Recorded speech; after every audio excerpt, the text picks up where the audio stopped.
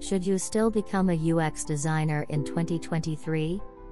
As 2022 rolled in, we saw economic prosperity, unlike anything we've seen before. Getting a job in tech was the most prestigious industry one could work in. Getting in as a new UX designer felt impossible. We watched video after video of successful YouTubers telling us how to break into tech and how to ace design challenges. That one day you too could have your dream job at your dream company. Is it still fulfilling, a good way to be creative and also pay rent and eat dinner every night? Absolutely. Thankfully, hard work pays off. And eventually, you're able to create some version of that yourself. You got your tech job, and we can finally call you an official UX designer. Then, 2023 rolls around, and your company's doing layoffs. 1 wave. 2 waves. You've been more or less able to avoid it, until wave 3. When the wave of layoffs drowns you too, losing a job is a jarring experience.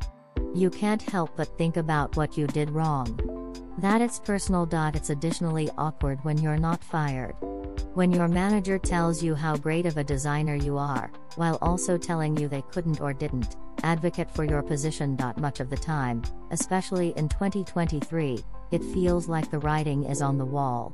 That you should have known this was coming. So many tech companies have been purging their employees, from designers to developers to marketing, to writers, to HR people. It's also awkward upon leaving, how quickly everything happens. Do you say your goodbyes, get angry and start talking badly about your company, your boss? What exactly do you do? What it's like to do UX design in 2023. UX design had a very unique and interesting blow-up. There was an intense influx of people getting into the industry around 2018. This was the wave associated with tech jobs in general. Everyone was advised to get into tech. Not because it was inherently safer than other jobs, but because it was the only industry keeping up with the times. The only companies with new enough ideas to make good money, and pay their workers as such. You didn't have to be a developer or get a 4-year computer science degree to have access to this money, either. You could do the very same job at your Big 5 company at a tech company, and double your pay. The offices looked cool, the companies had perks, young people and a contemporary feel. It felt like the fun, enjoyable job of the future. But, its dark underbelly is that it came with a risk.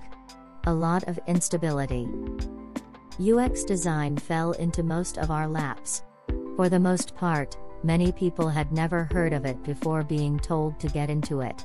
Most people's journey into UX design was having a creative hobby, wanting a creative job, and realizing their best bet was UX design. There are a lot of creative jobs, but many of them require connections, friendships, money and a network.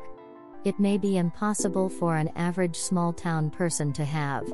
They require unpaid internships that you couldn't afford to leave your paying service job to pursue.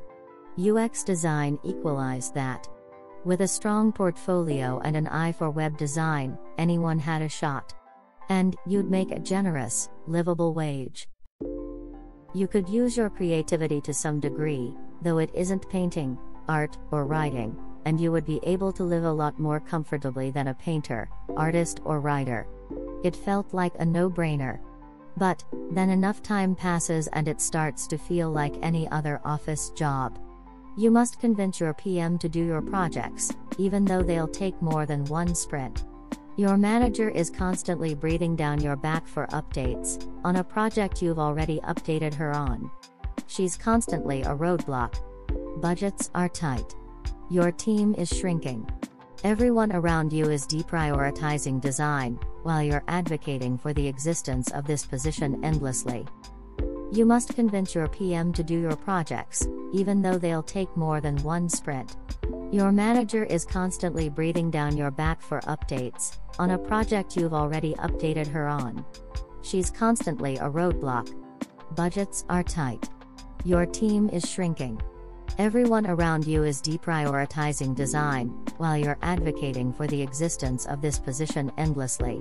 You're defensive of this position you never knew existed 6 years ago. And now, you're fighting tooth and nail to survive in it. Getting into UX requires at least 2 years of complete submersion. You go to every event and hackathon, and join every design Discord you can. You live and breathe product design like it's more than just a job. It's a purpose. It becomes a weird part of you.